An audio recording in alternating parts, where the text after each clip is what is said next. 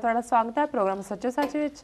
ਹਾਂਜੀ ਡਾਕਟਰ ਸਾਹਿਬ, ਸਾਡਾ ਹੁਣ ਸਵਾਲ ਜਵਾਬ ਦਾ ਸੈਸ਼ਨ ਸ਼ੁਰੂ ਹੁੰਦਾ। ਉਹਦੇ ਵਿੱਚ ਪਹਿਲਾ ਸਾਡਾ ਸਵਾਲ ਹੈ, ਭਾਰਤੀ ਸੁਪਰੀਮ ਕੋਰਟ ਨੇ ਪ੍ਰੋਫੈਸਰ ਦਵਿੰਦਰਪਾਲ ਸਿੰਘ ਭੁੱਲਰ ਦੀ ਨਜ਼ਰਸਾਨੀ ਪਟੀਸ਼ਨ ਖਾਰਜ ਕਰ ਦਿੱਤੀ ਹੈ। ਇਸ ਬਾਰੇ ਤੁਹਾਡੇ ਕੀ ਕਮੈਂਟਸ ਹਨ? देखो, मैं पिछले 2 दिन तो सोच रहा सी भी कोई खबर आई नहीं जी, क्योंकि ਜਦੋਂ ਵੀ 15 ਅਗਸਤ ਜਾਂ 26 ਜਨਵਰੀ ਆਉਂਦਾ ਹੈ ਤਾਂ ਹਿੰਦੁਸਤਾਨ ਦੀਆਂ ਏਜੰਸੀਆਂ ਕੋਈ ਨਾ ਕੋਈ ਸਿੱਖਾਂ ਨੂੰ ਮੁਸਲਮਾਨਾਂ ਨੂੰ ਤੋਹਫਾ ਦਿੰਦੀਆਂ ਨੇ ਜੀ। ਕਦੇ ਤਾਂ ਹੋਏਗਾ ਕਿ ਜੀ 4 ਸਿੱਖ ਅੱਤਵਾਦੀ ਦਿੱਲੀ 'ਚ ਵੜ ਗਏ ਨੇ ਜੀ, ISI ਨੇ ਭੇਜੇ ਹੈ ਤੇ ਉਹ ਸੁਤੰਤਰਤਾ ਸੰਗਰਾਮ ਨਾਲ ਸੰਬੰਧਿਤ ਜਿਹੜਾ ਫੰਕਸ਼ਨ ਹੈ ਇੰਡੀਪੈਂਡੈਂਸ ਡੇ ਨਾਲ ਉਹਦੇ 'ਚ ਗੜਬੜ ਕਰਨਗੇ ਜੀ। ਕਦੇ ਲਸ਼ਕਰੇ ਤੋਇਬਾ ਦੇ ਅੱਤਵਾਦੀ ਵੜ ਜਾਂਦੇ ਨੇ ਸੋ ਜਾਂ ਪਹਿਲਾਂ ਗ੍ਰਿਫਤਾਰੀਆਂ ਕਰ ਲੈਂਦੇ ਨੇ 2-4 ਤੋਂ ਪਹਿਲਾਂ ਹੀ ਰੱਖੇ ਹੁੰਦੇ ਨੇ ਉਹਨਾਂ ਨੇ ਕੀ ਕਰਨਾ ਔਰ ਉਹ ਖਬਰ ਬੜੀ ਫਲੈਸ਼ ਹੁੰਦੀ ਹੈ ਕਿ ਜੀ ਇਹਨਾਂ ਨੇ ਤਾਂ ਇਹ ਕਰ ਦੇਣਾ ਸੀ, ਅਸੀਂ ਤਾਂ ਜਿਹੜਾ ਕੋਈ ਕਾਰਾ ਹੋਣ ਵਾਲਾ ਸੀ ਉਹਨੂੰ ਅਸੀਂ ਰੋਕ ਦਿੱਤਾ ਜੀ। ਸੋ ਮੈਂ ਦੇਖ ਰਿਹਾ ਸੀ ਵੀ ਆ ਗਿਆ 15 ਅਗਸਤ ਕੋਈ ਖਬਰ ਆਈ ਨਹੀਂ ਤੇ ਅੱਜ ਜਦੋਂ ਇਹ ਗੱਲ ਖਬਰ ਸਾਹਮਣੇ ਆਈ ਤੇ ਮੈਂ ਕਿਹਾ ਜੀ ਐਤਕੀ ਭਾਰਤ ਸਰਕਾਰ ਦੀਆਂ ਏਜੰਸੀਆਂ ਨੇ ਨਹੀਂ, ਹਿੰਦੂਤਵੀ ਜੱਜਾਂ ਨੇ ਜਿਨ੍ਹਾਂ ਦੇ ਵਿੱਚ GS ਸਿੰਘ ਵੀ ਜੀ ਜਿਹਨੇ ਬੈਂਚ ਨੂੰ ਹੈਡ ਕੀਤਾ ਸੁਪਰੀਮ ਕੋਰਟ ਦੇ ਨੇ, ਇਹੀ ਹੈ ਜਿਹਨੇ ਪਹਿਲਾਂ ਮੌਤ ਦੀ ਸਜ਼ਾ ਨੂੰ ਬਹਾਲ ਰੱਖਿਆ ਹੈ ਪਟੀਸ਼ਨ ਨੂੰ ਖਾਰਜ ਕਰਦੇ ਆ। ਇਹਨੂੰ ਰਿਵਿਊ ਪਟੀਸ਼ਨ ਸੀ ਜਿਹਦੇ 'ਚ ਕਿ ਉਹਨਾਂ ਦੀ ਸਿੰਘਣੀ ਨੇ ਔਰ ਉਹਨਾਂ ਨੇ ਇਹ ਕਿਹਾ ਸੀ ਕਿ ਵੀ 8-9 ਸਾਲ ਪ੍ਰੈਜ਼ੀਡੈਂਟ ਨੇ, ਹੁਣ ਤੁਸੀਂ ਇਸ ਕੇਸ ਦੀ ਜੇ ਬੈਕਗਰਾਉਂਡ ਦੇਖਦੇ ਹੋ ਕਿ ਅਗਸਤ 2001 ਦੇ ਵਿੱਚ ਟਾਡਾ ਕੋਰਟ ਉਹਨਾਂ ਨੂੰ ਸਜ਼ਾ ਦਿੰਦਾ ਹੈ ਮੌਤ ਦੀ ਜੀ। ਫਿਰ ਇਸ ਦੀ ਅਪੀਲ ਜਿਹੜੀ ਹੈ ਸੁਪਰੀਮ ਕੋਰਟ 'ਚ ਹੁੰਦੀ ਹੈ ਕਿਉਂਕਿ ਹਾਈ ਕੋਰਟ 'ਚ ਅਪੀਲ ਹੋ ਨਹੀਂ ਸਕਦੀ ਟਾਡਾ ਦੇ ਡਿਸੀਜਨ ਦੀ। 26 ਮਾਰਚ 2002 ਨੂੰ ਮੌਤ ਦੀ ਸਜ਼ਾ ਦੇ ਵਿਰੁੱਧ ਪਟੀਸ਼ਨ ਰੱਦ ਕਰ ਦਿੰਦਾ ਹੈ ਸੁਪਰੀਮ ਕੋਰਟ। ਇਹ ਜਿਹੜੇ ਨੇ ਜਨਵਰੀ 2003 ਨੂੰ ਰਾਸ਼ਟਰਪਤੀ ਦੇ ਕੋਲ ਰਹਿਮ ਦੀ ਅਪੀਲ ਕਰਦੇ ਨੇ ਜੀ। 8 ਸਾਲ ਰਾਸ਼ਟਰਪਤੀ ਜਿਹੜਾ ਹੈ ਪਤੀ ਜਾਂ ਪਤਨੀ ਜੋ ਵੀ ਉੱਥੇ ਬਿਠਾਇਆ ਹੁੰਦਾ ਹੈ, ਪਹਿਲਾਂ ਵਿੱਚ ਪਤਨੀ ਵੀ ਰਾਸ਼ਟਰ ਦੀ ਰਹੀ ਹੈ ਜਿਹੜੀ ਹੁਣੇ ਉਸ ਤੋਂ ਪਹਿਲਾਂ ਸੀ ਜੀ, ਮਰਾਠੀ ਲੇਡੀ। 8 ਸਾਲ ਉਹ ਉਹਦੇ ਫਾਈਲ ਦੇ ਉੱਤੇ ਬੈਠੀ ਰਹੀ, ਪ੍ਰੈਜ਼ੀਡੈਂਟ ਜਾਂ ਪਹਿਲਾਂ ਵੀ ਬੈਠਾ ਰਿਹਾ ਰਾਸ਼ਟਰਪਤੀ ਜੀ। ਫਿਰ ਇਹਨਾਂ ਨੇ ਪਟੀਸ਼ਨ ਜਦੋਂ ਫੈਸਲਾ ਆਇਆ ਉਹਨਾਂ ਨੇ ਆਧਾਰ ਲਿਆ ਕਿ ਵੀ 8 ਸਾਲ ਫੈਸਲਾ ਨਹੀਂ ਆਇਆ, ਇਹ ਤਾਂ ਇੱਕੋ ਵੇਲੇ ਜਿਵੇਂ ਅਰੁਣਧਾਤੀ ਰੋਏ ਨੇ ਕਿਹਾ ਵੀ ਇੱਕੋ ਵੇਲੇ ਉਮਰ ਕੈਦ ਵੀ ਉਹਨੇ ਭੋਗ ਲਈ ਹੈ ਜੀ। 14 ਸਾਲ ਤੁਸੀਂ ਤੋਂ ਜ਼ਿਆਦਾ ਹੋ ਗਿਆ ਤਾਂ ਹੁਣ ਉਹਨੂੰ ਤੁਸੀਂ ਫਾਂਸੀ ਵੀ ਦੇਣਾ ਚਾਹੁੰਦੇ ਹੋ, ਤੁਹਾਡਾ ਕਨਸਟੀਟਿਊਸ਼ਨ ਇੱਕੋ ਵੇਲੇ 2 ਸਜ਼ਾਵਾਂ ਤਾਂ ਨਹੀਂ ਦਿੰਦਾ। ਸੋ ਇਸ ਬਾਰੇ ਉਹਨਾਂ ਨੇ 12 ਮਾਰਚ 2003 ਨੂੰ ਜਿਹੜੀ ਹੈ ਨਜ਼ਰਸਾਨੀ ਪਟੀਸ਼ਨ ਰੱਦ ਦਿੱਤੀ ਸੀ, ਉਹ ਰੱਦ ਕੀਤੀ। ਫਿਰ 12 ਅਪ੍ਰੈਲ ਨੂੰ ਫੈਸਲਾ ਸੁਣਾਇਆ ਸਿੰਘਵੀ ਨੇ ਜੀ, ਉਹਦੇ ਤੇ ਹੁਣ ਨਜ਼ਰਸਾਨੀ ਪਟੀਸ਼ਨ ਸੀ ਜਿਹੜੀ ਕਿ ਅੱਜ ਰੱਦ ਕਰਕੇ ਉਹਨਾਂ ਨੇ ਕਿਹਾ ਕਿ ਜੀ ਨਹੀਂ, ਇਹ ਜਿਹੜਾ ਹੈ ਇਹ ਬਿਲਕੁਲ ਜਿਹੜਾ ਅੱਤਵਾਦੀ ਹੈ, ਟੈਰਰਿਸਟ ਹੈ, ਉਹਨੂੰ ਸਜ਼ਾ ਦੇਣੀ ਚਾਹੀਦੀ, ਉਹਨਾਂ ਲਈ ਕੋਈ ਰਾਹਤ ਨਹੀਂ ਹੋਣੀ ਚਾਹੀਦੀ। ਸੋ ਅਜੇ ਟੈਕਨੀਕਲੀ ਤਾਂ ਇੱਕ ਅੱਧੀ ਹੋਰ ਕੋਈ ਪਈ ਹੋਈ ਹੈ ਜਾਂ ਦੂਜਾ, ਪਰ ਇੱਕ ਗੱਲ ਜ਼ਾਹਰ ਹੈ ਕਿ ਇਹ ਇਹਨਾਂ ਨੇ 15 ਅਗਸਤ ਦਾ ਸਿੱਖਾਂ ਨੂੰ ਤੋਹਫਾ ਦਿੱਤਾ ਹੈ, ਉਹਨਾਂ ਨੂੰ ਮੈਸੇਜ ਦਿੱਤਾ ਹੈ ਕਿ ਤੁਹਾਡੇ ਅੱਧੇ ਦਿਮਾਗੀ ਤੌਰ ਦੇ ਉੱਤੇ ਬਿਮਾਰ ਜਿਹੜੇ ਮਰੀਜ਼ ਨੇ ਉਹ ਭਾਵੇਂ ਨਾ ਬੈਠ ਸਕਦੇ ਹੋਣ ਨਾ ਖਲੋ ਸਕਦੇ, ਉਹਨਾਂ ਨੂੰ ਅਸੀਂ ਧੂ ਕੇ ਵੀ ਫਾਂਸੀ ਦੇ ਤਖਤੇ ਤੇ ਲਟਕਾਉਣਾ।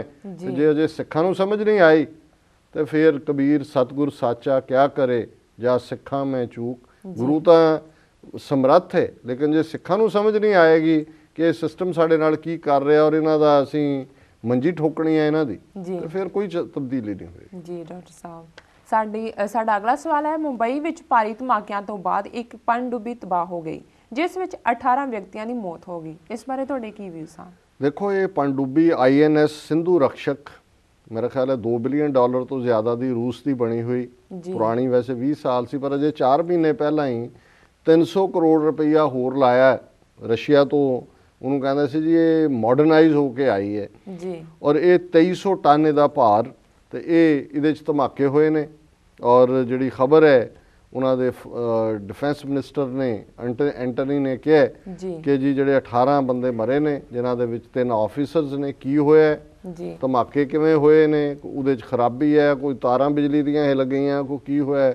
ਪਰ ਮੈਂ ਆਪਣਾ ਅੱਜ ਦੇ ਰੇਡੀਓ ਪ੍ਰੋਗਰਾਮ 'ਚ ਵੀ ਇਹ ਗੱਲ ਕਹੀ ਸੀ ਕਿ ਮੈਨੂੰ ਇਹ ਖਦਸ਼ਾ ਹੈ ਕਿ ਜਿਸ ਤਰੀਕੇ ਦਾ ਇਹਨਾਂ ਨੇ ਬਾਰਡਰ ਦੇ ਉੱਤੇ ਇੰਡੀਆ ਪਾਕਿਸਤਾਨ ਬਾਰਡਰ ਤੇ ਇਹਨਾਂ ਨੇ ਕਾਰਵਾਈਆਂ ਸ਼ੁਰੂ ਕੀਤੀਆਂ ਹੋਈਆਂ ਸੀ ਇੰਡੀਅਨ ਫੌਜ ਨੇ, ਔਰ ਅਸੀਂ ਕਿਹਾ ਸੀ ਵੀ ਪਾਕਿਸਤਾਨ ਦੇ ਨਾਲ ਇਹ ਕੁਝ ਗੜਬੜ ਕਰਨ ਦੇ ਚੱਕਰ 'ਚ ਨੇ ਕਿਉਂਕਿ 1965-71 ਦੀ ਲੜਾਈ ਵੇਲੇ ਵੀ ਜਿਹੜਾ ਉਹਨਾਂ ਦੀ ਕਰਾਚੀ ਪੋਰਟ ਹੈ ਉਹਨੂੰ ਇਹਨਾਂ ਦੀ ਜਾ ਕੇ ਘੇਰ ਲਿਆ ਸੀ, ਇਹਨਾਂ ਨੇ ਨੇਵਲ ਬਲੌਕੇਡ ਕਰ ਦਿੱਤਾ ਸੀ ਕਿ ਉੱਥੇ ਕੋਈ ਆ ਜਾ ਨਾ ਸਕੇ ਜੀ।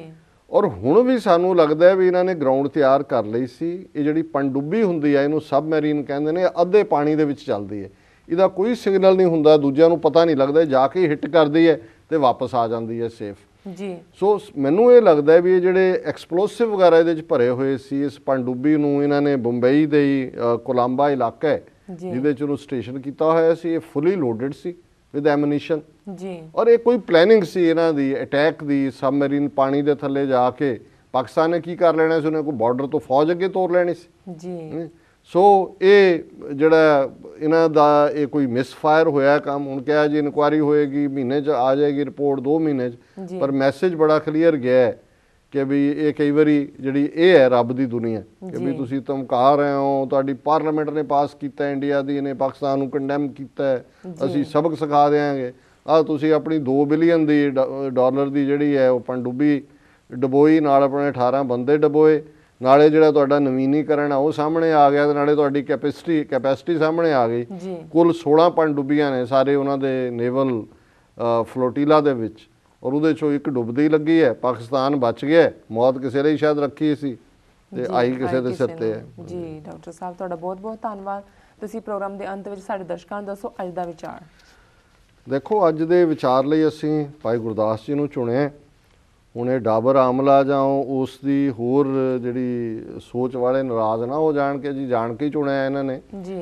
ਪਰ ਜਾਂ ਜਿਵੇਂ ਪਹਿਲੇ ਬੰਬਈ ਤੋਂ ਵੀ ਵੀਰ ਜੀ ਨੇ ਲਿਖਿਆ ਸੀ ਵੀ ਜਿਹੜੇ ਸਿੱਖ ਗਣੇਸ਼ ਦੀ ਔਰ ਲక్ష్ਮੀ ਤੇ ਦੂਜਿਆਂ ਦੀ ਪੂਜਾ ਕਰਦੇ ਨੇ, ਕਹਿੰਦੇ ਰੱਬ ਇੱਕੋ ਹੀ ਹੈ ਜੀ ਜੀ। ਤੇ ਭਾਈ ਗੁਰਦਾਸ ਜੀ ਦੀ ਇਹ ਜਿਹੜਾ ਕਵਿਤ ਸਵਈਆ 21 ਨੰਬਰ ਜੀ, ਔਰ ਉਹਦੇ 'ਚ ਉਹਨਾਂ ਨੇ ਸਾਰੇ ਜਿੰਨੇ ਹਿੰਦੂ ਥਾਟ ਦੇ ਦੇਵੀ ਦੇਵਤੇ, ਸ਼ਿਵ ਜੀ, ਵਿਸ਼ਨੂੰ, ਬ੍ਰਹਮਾ, ਉਹਨਾਂ ਸਾਰਿਆਂ ਦਾ ਜ਼ਿਕਰ ਕਰਕੇ ਕਿਹਾ ਵੀ ਇਹਨਾਂ ਸਾਰਿਆਂ ਨਾਲੋਂ ਇੱਕ ਗੁਰਮੁਖ ਜਿਸ ਨੂੰ ਗੁਰੂ ਦੇ ਸ਼ਬਦ ਨੇ ਗਿਆਨ ਦੇ ਨਾਲ ਮਾਲਾ ਮਾਲ ਕਰ ਦਿੱਤਾ, ਇਹਨਾਂ ਸਾਰਿਆਂ ਤੋਂ ਵੱਡਾ ਇਹ ਕੁਝ ਵੀ ਨਹੀਂ ਹੈ ਗੁਰਮੁਖ ਦੇ ਸਾਹਮਣੇ।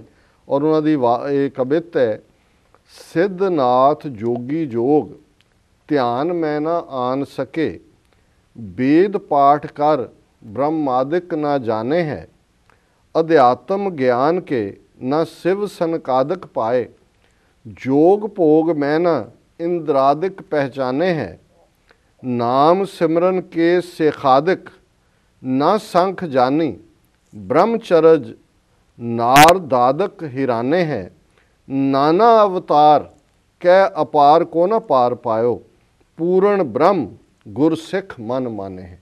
इसका मतलब ये है सिद्ध जिहड़े स्पिरिचुअल पावर्स हुंदियां इन्हां दे सिद्ध इन्हां दे नाथ वो भी गोरखनाथ दे चेले जी, जोगी जोग ध्यान में ना आन सके। जोगी अजकल भी जिहड़े कोई पुट्ठे लटकदे ने कि जे फलाना योगा है, कुंडलनी योगा है, फलाना आसन ते ढिमका आसन, तो गुरु साहब ने सारे इक्को रस्से नाल बंध दिते कि सिद्ध होण, नाथ होण, जोगी होण ते ध्यानी होण कि जे असीं बड़ा ध्यान लांदे हैं, ताड़ी लाई है, समाधि लाई है जी, विष्णुपुरी पहुँच गए, शिवपुरी पहुँच गए। गुरु साहब ने कहा भी ये जिहड़ा निरंकार है ये इन्हां दे वस दा खेड नहीं है, इन्हां सिद्ध नाथ जोगी जोग ध्यान में ना आन सके, इन्हां दे किसे च नहीं आउंदा। वेद पाठ कर ब्रह्म आदिक ना जाने है। हुण हिंदू थॉट ये है कि जिहड़े चारों वेद ने ऋग शाम यजुर अथर्व ये ब्रह्मा ने उचारे ने। सो गुरु साहब कहते ने, भाई गुरदास जी कहते हैं कि जिहड़ा ब्रह्मा दे उचारे हुए वेद ने इन्हां राहीं भी उन्होंने रब दा नहीं पता लगा है। वेद पाठ कर ब्रह्म आदिक ना जाने है, फिर अध्यात्म ज्ञान के ना शिव सनकादिक पाए। हुण शिव जी अध्यात्म का सोम है, उन्होंने कहा जी उहदे कोल बहुत शिव जी कोल ज्ञान है अध्यात्म का, पर इहदे बावजूद वो रब का नहीं पता लगा, रब नहीं मिलिया है। सनकादिक ये ब्रह्मा के 4 पुत्र ने, उन्होंने नाम ने अड अड सनकादिक कि जी ये ब्रह्मा के चारों पुत्रां नूं वेद पढ़ के नहीं पता लगा, शिव जी नूं अध्यात्म ज्ञान नाल नहीं पता लगा। जोग भोग मैं ना इंद्रादिक पहचाने है। हुण जिन्ने देवते ने 33 करोड़ इन्हां दा जिहड़ा राजा बादशाह इंद्र है जी, इंद्र देवता है। हुण इसलिए साडे भी पंजाब च होना जी जिद्दन मीह नहीं सी पैंदा कहंदे जी इंद्र देवता नाराज़ हो गया, मीह नहीं पै रहे। और अजे भी जो 4 दिन मीह ना पए वो कई सिख भी इकट्ठे हो जाते हैं जी, ये यज्ञ करो होम करो भी इंद्र नूं जिहड़ा है वो खुश करना है जी। सो पर इत्थे तां भाई गुरदास याद करवांदे ने भी ये इंद्रादिक इंद्र वर्गे देवते भी जिहड़े ने उन्होंने बड़ा जोग कर लैण भोग कर लैण, उस रब नूं नहीं जान सकते। नाम सिमरन कै शेखादक ना संख जानी, ये भी हुण हिंदू थॉट की कहानी है कि शेषनाग है ਧਰਤੀ ਉਹਨੇ ਐ ਖੜਿਆ, ਧਰਤੀ ਉਹਦੇ ਤੇ ਖੜੀ ਹੈ ਜੀ ਤੇ ਉਹਦੀਆਂ 10,000 ਜ਼ਬਾਨਾਂ ਨੇ, ਉਹਦੀਆਂ ਟੰਗਸ ਨੇ ਜੀ ਔਰ ਉਹ ਹਰ ਜ਼ਬਾਨ ਨਾਲ ਰੋਜ਼ਾਨਾ ਇੱਕ ਨਵਾਂ ਰੱਬ ਦਾ ਨਾਮ ਲੈਂਦਾ। ਇਸ ਤਰ੍ਹਾਂ ਉਹ ਸਰਵਾਈਵ ਕਰਦਾ, ਇਦਾਂ ਧਰਤੀ ਸਰਵਾਈਵ ਹੋਈ ਹੋਈ ਹੈ ਜੀ। ਤੇ ਭਾਈ ਗੁਰਦਾਸ ਕਹਿੰਦੇ ਨੇ ਕਿ ਵੀ ਇਹ ਹਜ਼ਾਰਾਂ ਜੀਬਾਂ ਵਾਲਾ ਸ਼ੇਸ਼ਨਾਗ ਵੀ ਜਿਹੜਾ ਹੈ ਉਹ ਉਸ ਰੱਬ ਤੱਕ ਨਹੀਂ ਪਹੁੰਚਿਆ। ਬ੍ਰਹਮਚਰਜ ਨਾਰਦਾਦਕ ਹੈਰਾਨੇ ਹੈ। ਨਾਰਦ ਮੁਨੀਆਂ ਇੱਕ ਜਿੰਨੇ ਇਹਨਾਂ ਦੇ ਕਰੈਕਟਰ ਹੁੰਦੇ ਨੇ, ਉਹ ਇਧਰੋਂ ਲਾਉਂਦਾ, ਉਧਰੋਂ ਪੱਟਦਾ, ਉਧਰ ਲਾਉਂਦਾ, ਉਹ ਸਭ ਨਾਰਦ ਮੁਨੀ। ਆਪਣੇ ਪੰਜਾਬੀ 'ਚ ਵੀ ਕਹਿਣਗੇ ਕਿ ਜਿਹੜਾ ਇਦਾਂ ਲਾਉਣ ਭਜਾਉਣ ਦਾ ਕੰਮ ਕਰੇ ਕਿ ਇਹ ਨਾਰਦ ਮੁਨੀ ਹੈ, ਪਰ ਉਹ ਹੈ ਬ੍ਰਹਮਚਾਰੀ। ਉਹਨੂੰ ਫਿਰ ਮੰਨਦੇ ਬੜਾ ਨੇ ਕਿ ਵੀ ਆਪ ਸਾਰੇ ਵਿਚਾਰੇ ਭੋਗੀ ਕਿਸਮ ਦੇ ਨੇ ਦੇਵਤੇ, ਤੇ ਉਹਦਾ ਬੜਾ ਸਤਿਕਾਰ ਕਰਦੇ ਨੇ। ਸੋ ਭਾਈ ਗੁਰਦਾਸ ਕਹਿੰਦੇ ਨੇ ਕਿ ਜਿਹੜਾ ਬ੍ਰਹਮਚਰਜ ਨਾਰਦਾਦਕ ਹੈਰਾਨੇ ਹੈ, ਵੀ ਨਾਰਦ ਮੁਨੀ ਵੀ ਐਵੇਂ ਟੱਕਰਾਂ ਟੁਕਰਾਂ ਹੀ ਮਾਰਦਾ, ਪਤਾ ਪੁਤਾ ਇਹਨੂੰ ਵੀ ਕੁਝ ਨਹੀਂ ਲੱਗਾ। ਔਰ ਕਨਕਲੂਡ ਕੀਤਾ ਹੁਣ ਗੱਲ ਜ਼ਿਆਦਾ ਚੁੱਭਵੀਂ ਹੋਏਗੀ, ਇਹ ਨਾ ਕਹਿਣਾ ਵੀ ਪਿੰਨ ਮਾਰੀ। ਹੁਣ ਭਾਈ ਗੁਰਦਾਸ ਨੂੰ ਮੈਂ ਇੰਟਰਪ੍ਰੇਟ ਕਰ ਰਿਹਾ। ਭਾਈ ਗੁਰਦਾਸ ਕਹਿੰਦੇ ਨੇ ਨਾਨਾ ਅਵਤਾਰ ਕੈ ਅਪਾਰ ਕੋ ਨਾ ਪਾਰ ਪਾਇਓ ਵਿਸ਼ਨੂੰ। ਹੁਣ ਜਿਹੜੇ ਅਵਤਾਰ ਨੇ ਭਗਵਾਨ, ਜਿਨ੍ਹਾਂ ਨੂੰ ਇਹ ਕਹਿੰਦੇ ਨੇ ਰਾਮਚੰਦਰ ਜੀ, ਕ੍ਰਿਸ਼ਨ ਜੀ, ਇਹ ਸਾਰੇ ਵਿਸ਼ਨੂੰ ਦੇ ਅਵਤਾਰ ਨੇ। ਤੇ ਭਾਈ ਗੁਰਦਾਸ ਕਹਿੰਦੇ ਨੇ ਕਿ ਨਾਨਾ ਅਵਤਾਰ ਕੇ ਅਪਾਰ ਕੋ ਨਾ ਪਾਰ ਪਾਇਓ, ਕਿ ਵਿਸ਼ਨੂੰ ਦੇ ਵੀ ਜਿੰਨੇ ਅਵਤਾਰ ਆਏ ਉਹ ਵੀ ਨਿਰੰਕਾਰ ਦਾ ਪਾਰ ਨਹੀਂ ਪਾ ਸਕੇ, ਉਸ ਨੂੰ ਨਹੀਂ ਜਾਣ ਸਕੇ। ਤੇ ਫਿਰ ਜਾਣਿਆ ਕਿਸ ਨੇ? ਅਖੀਰ ਚੋਂ ਕਹਿੰਦੇ ਨੇ ਪੂਰਨ ਬ੍ਰਹਮ ਗੁਰਸਿੱਖ ਮਨ ਮਾਨੇ, ਕਿ ਜਿਹੜਾ ਗੁਰਸਿੱਖ ਅਮਨਾ ਕਰਕੇ ਗੁਰੂ ਦੇ ਨਾਲ ਜੁੜ ਗਿਆ, ਉਸ ਦੇ ਵਿੱਚ ਪੂਰਨ ਬ੍ਰਹਮ ਆ ਗਿਆ, ਉਸ ਦੇ ਵਿੱਚ ਪਾਰ ਬ੍ਰਹਮ ਆ ਗਿਆ, ਉਸ 'ਚ ਨਿਰੰਕਾਰ ਆ ਗਿਆ। ਔਰ ਉਸ ਨੂੰ ਨਿਰੰਕਾਰ ਦੀ ਰੀਅਲਾਈਜੇਸ਼ਨ ਹੋਈ ਹੈ, ਨਾ ਸਿੱਧਾਂ ਨੂੰ, ਨਾ ਜੋਗੀਆਂ ਨੂੰ, ਨਾ ਸ਼ਿਵ ਜੀ ਨੂੰ, ਨਾ ਵਿਸ਼ਨੂੰ ਦੇ ਅਵਤਾਰਾਂ ਨੂੰ, ਨਾ ਸ਼ੇਸ਼ਨਾਗ ਨੂੰ, ਨਾ ਆਯਾਸ਼ ਬ੍ਰਹਮੇ ਨੂੰ, ਕਿਸੇ ਨੂੰ ਨਹੀਂ ਜਿਹੜਾ ਉਹ ਰੱਬ ਮਿਲਿਆ। ਜੇ ਰੱਬ ਮਿਲਿਆ ਤੇ ਪੂਰਨ ਬ੍ਰਹਮ ਗੁਰਸਿੱਖ ਮਨ ਮਾਨੇ ਹੈ। ਤੇ ਜੇ ਗੁਰੂ ਨਾਨਕ ਦੇ ਸਿੱਖ ਇਸ ਰਸਤੇ ਨੂੰ ਛੱਡ ਕੇ ਦੇਵੀਆਂ ਦੇ ਟੱਕਰਾਂ ਮਾਰਨ, ਕਿ ਕੋਈ ਗਣਪਤੀ ਮੋਰੀਆ ਵੱਲ ਤੁਰਿਆ, ਕੋਈ ਹੋਰ ਤੁਰਿਆ, ਕੋਈ ਲక్ష్ਮੀ ਨੂੰ ਤੁਰਿਆ, ਕੋਈ ਕਿਸੇ ਮੰਦਿਰ 'ਚ ਜਾ ਕੇ ਟੱਕਰਾਂ ਮਾਰ ਰਿਹਾ, ਕੋਈ ਮਹਾਮਾਈ ਦੇ ਜਗਰਾਤੇ ਕਰ ਰਿਹਾ, ਕੋਈ ਪਹਾੜਾਂ 'ਤੇ ਚੜ੍ਹ ਗਿਆ, ਕੋਈ ਵੈਸ਼ਨੋ ਦੇਵੀ ਦੀ ਗੁਫਾ 'ਚ ਵੜ ਗਿਆ, ਕੋਈ ਚਵਿੰਡਾ ਦੇਵੀ ਜਾ ਵੜਿਆ, ਤੇ ਫਿਰ ਇਸ ਸਾਰੇ ਨੂੰ ਤੁਸੀਂ ਕੀ ਕਹੋਗੇ ਕਿ ਇਹ ਸਾਰੀ ਬਿਰਥਾ ਜਨਮ ਗਵਾਇਆ ਜਿਹੜੀ ਹੈ ਵਾਲੀ ਗੱਲ ਪੰਜਾਬੀ 'ਚ ਕਹੀ ਜਾਂਦੀ ਹੈ, ਇਹ ਫਿਰ ਜਨਮ ਦਾ ਜ਼ਿਆ ਹੈ, ਜਨਮ ਨੂੰ ਗਵਾਉਣਾ। ਸੋ ਇਹੀ ਮੈਸੇਜ ਹੈ ਕਿ ਗੁਰੂ ਕਾ ਸਿੱਖ ਪੂਰੇ ਫੇਥ ਦੇ ਨਾਲ ਗੁਰਮਤ ਦੇ ਰਸਤੇ ਤੇ, ਗੁਰੂ ਦੇ ਰਸਤੇ ਤੇ ਤੁਰੇ, ਉਸ ਚੋਂ ਹੀ ਜੀਵਨ ਦੇ ਸਾਰੇ ਸੁੱਖ ਔਰ ਪਰਮ ਆਨੰਦ ਪਿਆ ਮੇਰੀ ਮਾਏ ਸਤਿਗੁਰੂ ਮੈਂ ਪਾਇਆ। ਹੈ ਮੇਰੀ ਮਾਂ, ਮੈਂ ਆਨੰਦ 'ਚ ਹਾਂ, ਮੈਨੂੰ ਸਤਿਗੁਰੂ ਮਿਲਿਆ, ਇਹਦੇ ਨਾਲ ਹੀ ਹਾਸਲ ਹੋ ਸਕਦਾ। ਜੀ ਡਾਕਟਰ ਸਾਹਿਬ, ਇਸ ਦੇ ਨਾਲ ਹੀ ਅਸੀਂ ਆਪਣੇ ਵਿਊਅਰਸ ਕੋਲ ਲੈਣੇ ਇਜਾਜ਼ਤ। ਵਿਊਅਰਸ, ਤੁਸੀਂ ਸਾਡੇ ਪ੍ਰੋਗਰਾਮ ਇਸ ਤਰ੍ਹਾਂ ਹੀ ਦੇਖਦੇ ਰਹੋ ਤੇ ਆਪਣੀ ਰਾਏ ਤੇ ਸੁਝਾਅ ਸਾਨੂੰ ਸਾਡੇ ਇਸ ਪਤੇ ਤੇ ਭੇਜਦੇ ਰਹੋ sos@tv.84.tv ਤੇ ਅਸੀਂ ਆਪਣਾ ਪ੍ਰੋਗਰਾਮ ਲੈ ਕੇ ਫਿਰ ਦੁਬਾਰਾ ਤੁਹਾਡੇ ਰੂਬਰੂ ਹੋਵਾਂਗੇ। ਤਦ ਤੱਕ ਲਈ ਸਾਨੂੰ ਆਗਿਆ ਦਿਓ। ਵਾਹਿਗੁਰੂ ਜੀ ਕਾ ਖਾਲਸਾ, ਵਾਹਿਗੁਰੂ ਜੀ ਕੀ ਫਤਿਹ।